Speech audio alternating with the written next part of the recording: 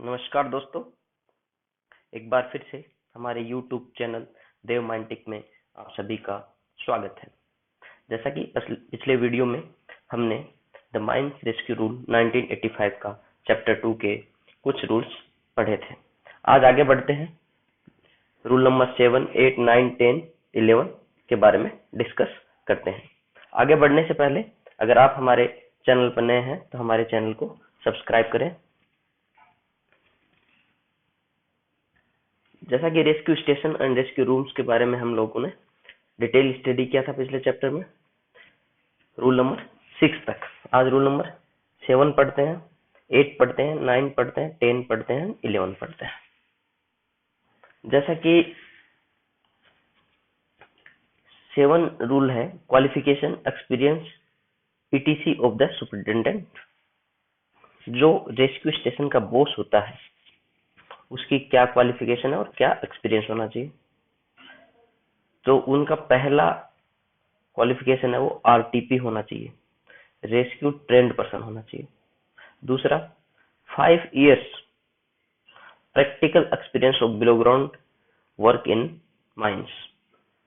Third, hold a first class manager certificate of type not restricted to open cast working. ठीक, FCC होना चाहिए उनके पास जो unrestricted होना चाहिए। 5 साल मिनिमम अंडरग्राउंड का वर्किंग एक्सपीरियंस होना चाहिए और वो खुद एक रेस्क्यू ट्रेंड पर्सन होने चाहिए। आगे बढ़ते हैं, कुछ क्वेश्चन एंड आंसर देख लेते हैं। Question, A superintendent of rescue station should have experience of below ground work not less than 5 years। ठीक है, इसका आंसर डी हो जाएगा। The practical experience of A superintendent of a rescue station should not less than, इसमें देखिए 5 pair है, 3 year है, 5 year इन underground mines और 3 year इन अंडरग्राउंड माइंस। देखिए यहाँ दो चीजों में कंफ्यूज मत होइए, एक में है ए में 5 years, सी में 5 years इन अंडरग्राउंड माइंस। ऊपर वाले क्वेश्चंस में आप जाएंगे तो ओनली 5 years। देखिए इसमें पूछा गया है कि ऑलरेडी पूछ लिया है कि भाई अंडरग्राउंड माइंस का कितना एक्सपीरियंस होना चाहिए, 5 साल। और इसमें टोटल एक्सपीरियंस के बारे में बात किया तो इसके ऑप्शन में इन्होंने थोड़ा सा ट्रिक किया है। इसमें 5 year लिया है, 5 year इन अंडरग्राउंड माइंस। याद रखिए 5 years in only underground mines. Minimum 5 साल अंडरग्राउंड का तो होना ही होना चाहिए, बाकी ओपन कास्ट का रहे तो बढ़िया। फिर minimum qualification of superintendent of a rescue station shall be a manager certificate holder, first class manager certificate holder, first class manager certificate holder not restricted to open cast working, any of this.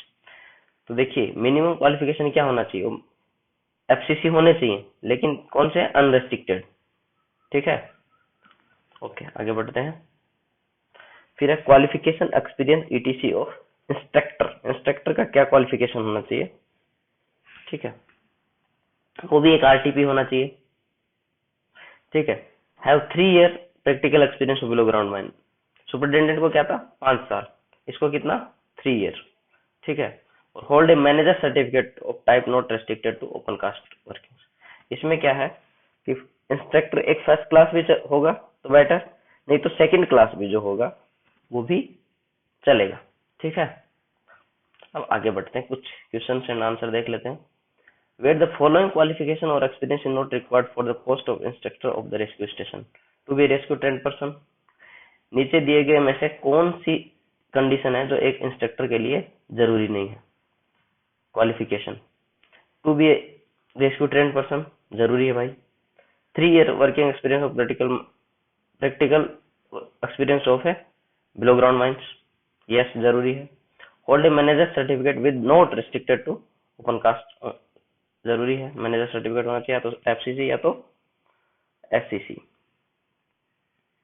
Hold a first class manager certificate which with not restricted to open cast mines,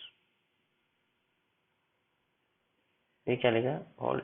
तो first class की तो जरूरत है, manager certificate होना चाहिए, first class भी चलेगा, second भी चलेगा। अगर इसमें ऐसा लिखे तो कि फर्स्ट क्लास, सी में ऑप्शन दे दिया first class with not restricted to open cast, second class with not restricted to open cast, और लास्ट में ये डी ई ऑप्शन में ये दे दिया hold first class manager certificate with not restricted to open cast. तो second class भी चलेगा, फर्स्ट भी चलेगा। ठीक है, आगे बढ़ते हैं। N instructor appointed under rescue rule should have experience of below ground work not less than 3 year. ठीक है, आगे बढ़ते हैं। फिर रेस्क्यू रूम इंचार्ज क्वालिफिकेशन और एक्सपीरियंस क्या होना चाहिए, वो भी आरटीपी होना चाहिए, उसको भी 3 ईयर प्रैक्टिकल एक्सपीरियंस होना चाहिए अंडरग्राउंड माइंस का। और तीसरा क्या है, वो मैनेजर सर्टिफिकेट भी होल्डर हो सकता है, ओवरमैन सर्टिफिकेट भी होल्डर हो सकता है, और फोरमैन सर्टिफिकेट भी होल्डर हो सकता है, unrestricted, not restricted to open cast working. ठीक है, इसमें देखिए रेस्क्यू रूम इंचार्ज, जो रूम के इंचार्ज होंगे वो ओवरमैन भी चलेगा, ओवरमैन या फोरमैन। आगे बढ़ते हैं, इसमें भी कुछ क्वेश्चन आंसर देख लेते हैं। Minimum qualification of a rescue room incharge should be a manager certificate holder, first class manager certificate holder, manager certificate holder not restricted to open cast, overman foreman certificate not restricted to open cast. क्या लिखा minimum, यहाँ देखिए थोड़ा question को tricky question है। Minimum qualification क्या हो सकता है रेस्क्यू रूम इंचार्ज का? एक मैनेजर सर्टिफिकेट होल्डर भी रेस्क्यू इंचार्ज बन सकता है, रेस्क्यू रूम इंचार्ज। एक first class manager certificate holder भी रेस्क्यू रूम इंचार्ज बन सकता है। एक manager certificate holder not restricted to open cast working, वो भी रेस्क्यू रूम इंचार्ज बन सकता है। यहाँ ध्यान देखिए, सिर्फ मैनेजर सर्टिफिकेट होल्डर नहीं, not restricted, unrestricted manager certificate holder होना चाहिए, फर्स्ट क्लास हो मैनेजर सर्टिफिकेट। मिनिमम क्वालिफिकेशन क्या होता है? Overman, not restricted to open cast working, D, D answer हो जाएगा इसका। A rescue room in charge should have practical experience of below ground mine at least 3 years. Instructor और rescue room in charge दोनों का qualification, दोनों का work experience का बात हो तो दोनों का सेम होता है, सुपरिटेंडेंट का मिनिमम 5 ईयर। ठीक है, आगे बढ़ते हैं। देखिए यहाँ हम लोगों ने एक टेबल बनाया है तीनों का कंपेयर करके एक ही स्लाइड में, थोड़ा सा इसको ध्यान से देख लेंगे तो सारा पीछे का आपको एकदम तुरंत याद हो जाए। फटाफट देख लेते हैं। सुपरिटेंडेंट, इंस्ट्रक्टर और रेस्क्यू रूम इंचार्ज तीन होते हैं, तीनों क्या होने चाहिए? आरटीपी, रेस्क्यू ट्रेंड पर्सन होने चाहिए। ठीक है, तीनों का वर्क एक्सपीरियंस के बारे में देख लेते हैं। 5 ईयर एक्सपीरियंस होना चाहिए यूजी में। ठीक है, इंस्ट्रक्टर को 3 ईयर और रेस्क्यू रूम इंचार्ज को भी 3 ईयर। ठीक है, ये दोनों का सिमिलर है। सुपरिटेंडेंट का सर्टिफिकेट होल्डर क्या होना चाहिए? वो मिनिमम एफसीसी अनरेस्ट्रिक्टेड होना चाहिए। इंस्ट्रक्टर क्या हो सकता है? मिनिमम सेकंड क्लास भी चलेगा, एफसीसी तो चलेगा ही चलेगा। ठीक है, अनरेस्ट्रिक्टेड। और रेस्क्यू रूम इंचार्ज का मिनिमम क्वालिफिकेशन क्या होता है? ओवरमैन या फोरमैन। ठीक है, अब आपको तीनों चीजें 7, 8 और 10, रूल नंबर 7, 8 एंड 10 ये आपके समझ में आ गया होगा। आगे बढ़ते हैं, अब रूल नंबर 9 पढ़ते हैं। Selection of a rescue trained person for posting at a rescue station. जो भी आरटीपी होगा उसका अगर रेस्क्यू स्टेशन में आपको पोस्टिंग है तो वो क्या क्राइटेरिया है ये हम अभी जानेंगे। After coming into force of these rules, the rescue trained person for posting at a rescue station shall be selected from amongst the rescue trained persons employed in a mine served by the rescue station by the superintendent in consultation with manager of the such a mine। एक rescue station है, उसमें अगर उसकी जो brigade है उसको बनाने के लिए जो भी पोस्टिंग देना है रेस्क्यू स्टेशन में, वो किन किन लोगों का देगा? वो ऐसे आरटीपी रेस्क्यू ट्रेंड पर्सन का पोस्टिंग रेस्क्यू स्टेशन में देगा जो माइंस उसके अंडर में आती हैं। वहां से जो रेस्क्यू ट्रेंड पर्सन है उनसे सिलेक्ट करेंगे। कौन सिलेक्ट करेगा? सुपरिटेंडेंट।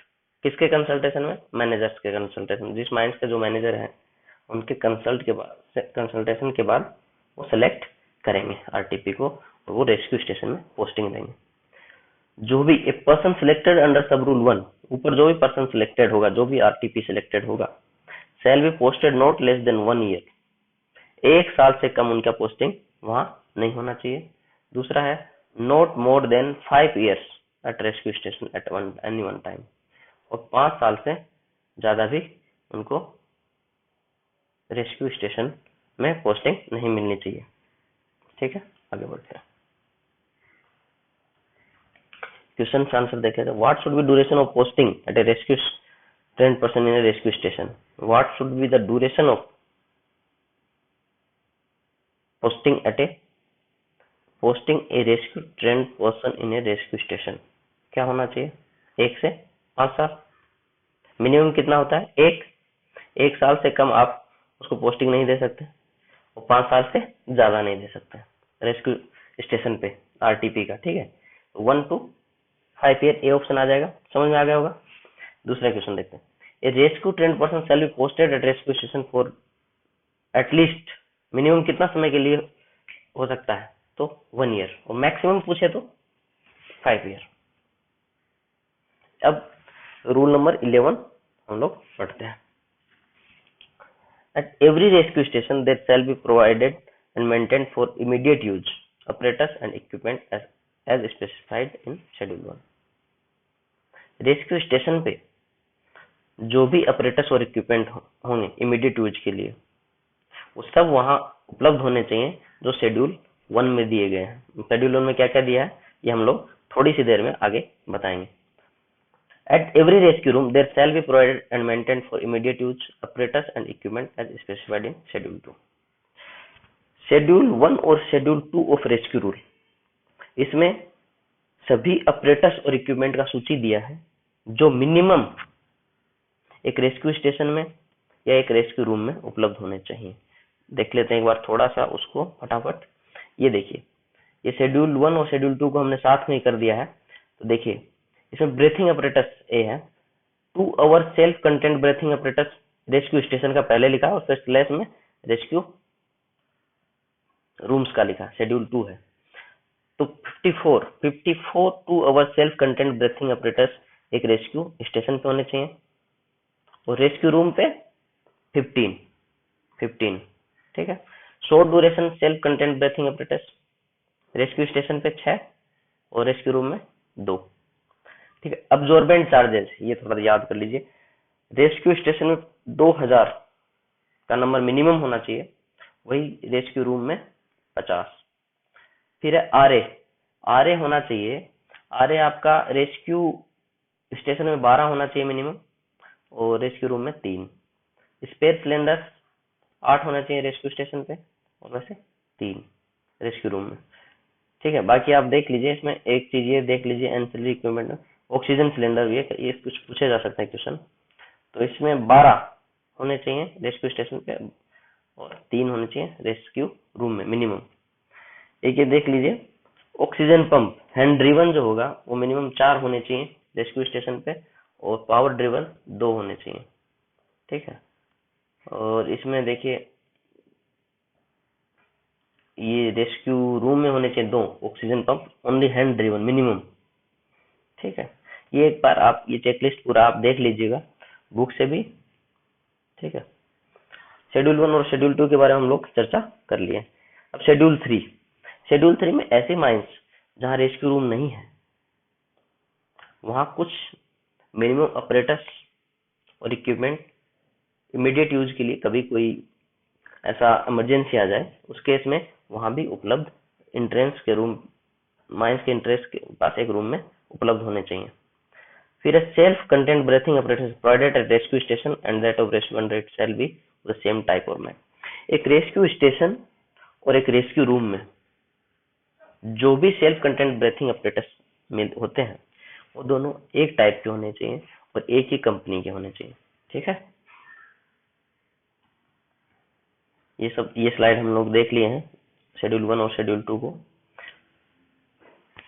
फिर है the following apparatus and equipment provided in pursuance of sub rule 1, 2, 3 shall be type and standard approved by chief inspector namely। Chief inspector द्वारा डीजीएमएस है जितने भी इक्विपमेंट और ऑपरेटर्स रेस्क्यू रूम या रेस्क्यू स्टेशन में होते हैं उनमें से कुछ ये एटलीस्ट मिनिमम ये सब चीफ इंस्पेक्टर के द्वारा अप्रूव्ड होने चाहिए, जैसे कि breathing apparatus, smoke helmet and apparatus serving the same purpose, reviving apparatus, electric safety lamps and flame safety lamps, gas detector और सेल्फ रेस्क्यूअर, ठीक है। 3, 3, 6 ये नाम याद कर लीजिए। इन सब को मिनिमम चीफ इंस्पेक्टर द्वारा अप्रूव होने चाहिए। Breathing apparatus, smoke helmet, reviving apparatus, electric safety lamp and flame safety lamp, gas detector और self rescuer. All breathing apparatus and every flow meter shall be adjusted tested, and the purity of oxygen for use in breathing apparatus shall be tested in such a manner as are laid down in Schedule 4. जो भी testing होगा, जो भी purity of oxygen का जांच होगा, वो सब शेड्यूल 4 में जो मैनर दिया है उसके आधार पे होना चाहिए। ठीक है, शेड्यूल 4 हम आने वाले वीडियोज में पढ़ेंगे, शेड्यूल 3, शेड्यूल 4। ठीक है, और एक बार आप जरूर शेड्यूल 4 को देख लें। ठीक है, ज्यादातर क्वेश्चंस यही पूछे जा सकते हैं कि ये सब टेस्टिंग होता है किस शेड्यूल के आधार पर होता है, शेड्यूल 1, शेड्यूल 2, शेड्यूल 3। तो आप schedule 1 rescue station, schedule 2 rescue room, schedule 3 उस माइंस के लिए जहाँ रेस्क्यू रूम नहीं है वहाँ कौन कौन से इक्विपमेंट और ऑपरेटर्स होने चाहिए इमीडिएट यूज के लिए, उनका लिस्ट। और शेड्यूल 4 क्या होना चाहिए, टेस्टिंग। ठीक है, आगे बढ़ते हैं। इन case of an accident in below ground mines arising out of use of any rescue apparatus, a written report thereon shall be sent within 24 hours of such accident by manager of the mines to the chief inspector and regional inspector in form 2। ठीक है, 8 पढ़ते हैं। In case of any accident in rescue station or rescue room arising out of use of any rescue apparatus, a written report thereof shall be sent within 24 hours of such accident by the superintendent to chief inspector and regional inspector in form 2। इसको बड़ा ध्यान से देखिए।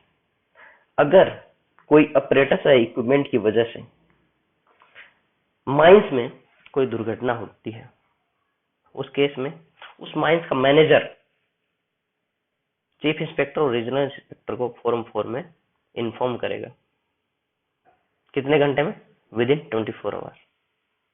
और वही accident अगर किसी rescue room या रेस्क्यू स्टेशन में हो जाता है तो उस केस में सुपरिटेंडेंट चीफ इंस्पेक्टर को फॉर्म 2 में, सेम फॉर्म में विद इन 24 आवर इन्फॉर्म करेगा।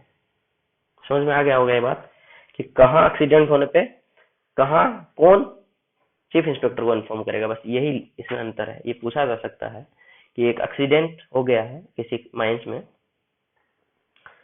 रेस्क्यू अपरेटस को यूज करते समय तो उस एक्सीडेंट का इंफॉर्मेशन चीफ इंस्पेक्टर को, किसका रिस्पॉन्सिबिलिटी है कि चीफ इंस्पेक्टर को इन्फॉर्म करेगा, मैनेजर, एजेंट, ओनर और सुपरिटेंडेंट। ऐसे ABCD ऑप्शन बना देगा। तो ये आपको थोड़ा सा सतर्क रहना कि अगर रेस्क्यू स्टेशन रेस्क्यू रूम में हुआ तो उस रेस्क्यू स्टेशन का सुपरिटेंडेंट, रेस्क्यू रूम जिस रेस्क्यू स्टेशन के अंडर में आता है उसका सुपरिटेंडेंट चीफ इंस्पेक्टर को 24 घंटे के अंदर रिटर्न में फॉर्म 2 में इन्फॉर्म करेगा। अगर माइंस में होता है ऐसा केस तो उस माइंस का manager. No absorbent charges chemical self rescuer and gas detector tube shall be kept at rescue station, rescue room or below ground mines for use beyond the expiry date, which shall legibly marked on the boxes thereof। अब देखिए, जो भी equipment, जो भी हम absorbent charges, chemical, self rescuer और gas detector tube, 4 चीज, gas detector, CO detector tube हुआ, सेल्फ रेस्क्यूअर हुआ, जो केमिकल्स यूज होते हैं रेस्क्यू रूम और रेस्क्यू स्टेशन पे, और एक और यूज होता है सेल्फ कंटेंट ब्रीथिंग अपरेटस में अब्जॉर्बेंट चार्जेज। ये चारों चीज याद रख लीजिए, absorbent charges, chemical, self rescuer, gas detector tubes, ये चारों एक्सपायरी डेट के बाद यूज नहीं होने चाहिए क्योंकि बहुत सेंसिटिव चीजें हैं, इसलिए ये एक्सपायरी डेट के बाद यूज नहीं होने चाहिए। ठीक है, आगे बढ़ते हैं। कुछ क्वेश्चन आंसर है, देख लेते हैं। Equipment and operators at any rescue station should be specified in which schedule of the mines rescue room. Rescue station पे जो इक्विपमेंट और ऑपरेटर्स होते हैं वो किस शेड्यूल में लिखे हैं, याद करिए, शेड्यूल 1 में। रेस्क्यू स्टेशन सबसे ऊपर, तो schedule 1। Rescue room operation and equipment should be provided as specified in which schedule of the rescue rule 2। Rescue room में शेड्यूल 2। ठीक है, शेड्यूल 1 में क्या लिखा है, रेस्क्यू स्टेशन के जो भी इक्विपमेंट और ऑपरेटर्स चाहिए मिनिमम, उनकी डिटेल्स। शेड्यूल 2 में क्या लिखा है, रेस्क्यू रूम्स में जो भी इक्विपमेंट चाहिए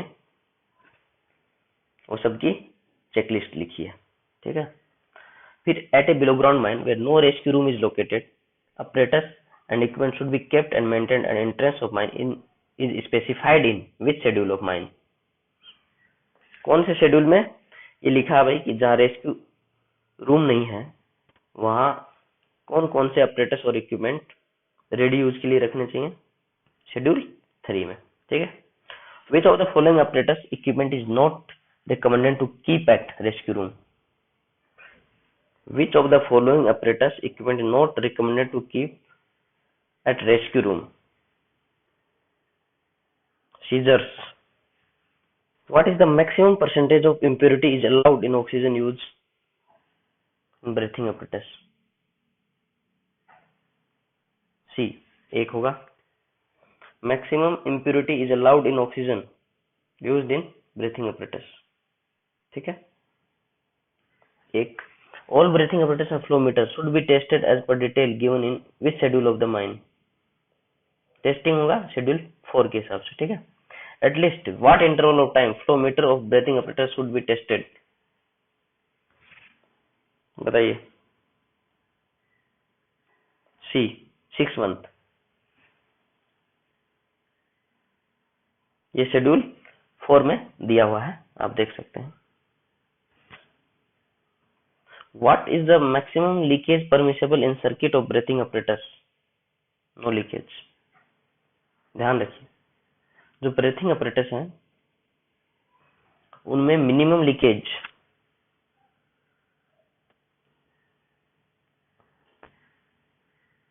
नो लीकेज, ठीक है।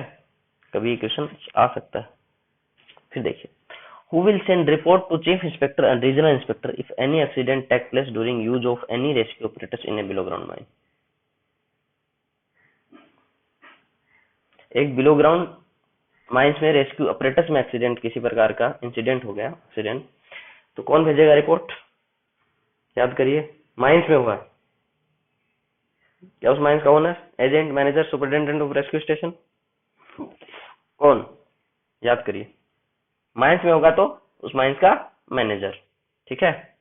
और रेस्क्यू स्टेशन या रेस्क्यू रूम में होगा तो कौन भेजेगा? Superintendent. In case of accident arising due to use of rescue apparatus in mines, report has to be sent to chief inspector and inspector by, ये भी देखिए माइन इन ए माइन हुआ, then again manager. Report of accident arising due to use of a rescue apparatus in a mine shall be given to regional inspector and chief inspector, दोनों। D answer हो जाएगा। In case of accident in a below ground mine during any use of a rescue, in case of any accident below ground in mine, form 2 में दिया जाएगा। In case of accident in below ground mine during use of any rescue apparatus, a written report shall be sent to chief inspector in which form as, form कौन सा होगा? 2. Who will send information to chief inspector if any accident take place during use of rescue station, mine rescue station और rescue room. Rescue room या rescue station में अगर accident हो गया किसी रेस्क्यू apparatus का, तो उस समय किसको कौन भेजेगा? Superintendent of rescue station, D हो जाएगा answer. In case of accident arising due to use of a rescue apparatus use in a rescue station and rescue report should be sent to regional station. बताइए भाई, दोबारा question repeat हुआ है, बताइए। In case of accident arising due to use of rescue apparatus use in a rescue station और rescue room, report has to be sent to chief inspector और inspector bye superintendent. इसका answer होगा सी। ये गलत लिखा अभी, रेस्क्यू रूम इंचार्ज नहीं भेजेगा, ठीक है। C superintendent. In case of accident arising due to use of rescue apparatus use in a rescue station, ठीक है, सुपरिटेंडेंट, सी होगा आंसर। ये आंसर थोड़ा सा गलती से लिखा गया। इन case of any accident during use of a rescue apparatus at rescue station or rescue room, information shall be sent to chief inspector and regional inspector in which form of the mine rescue rule, किस form में information भेजा जाएगा? Form 2 में, ठीक है दोस्तों। इस तरह से हमने chapter 2 rescue station and rescue room of mines rescue rule 1985 का चैप्टर 2 को कंप्लीट कर दिए हैं। अब हम नेक्स्ट वीडियो में chapter 3 duties and responsibilities of A superintendent, ठीक है, वो कंप्लीट करेंगे। उम्मीद करता हूँ कि आपको चैप्टर 2 पूरा अच्छे से समझ में आ गया होगा। अगर किसी भी प्रकार का डाउट फिर भी रहता है तो आप हमें कमेंट सेक्शन में पूछ सकते हैं।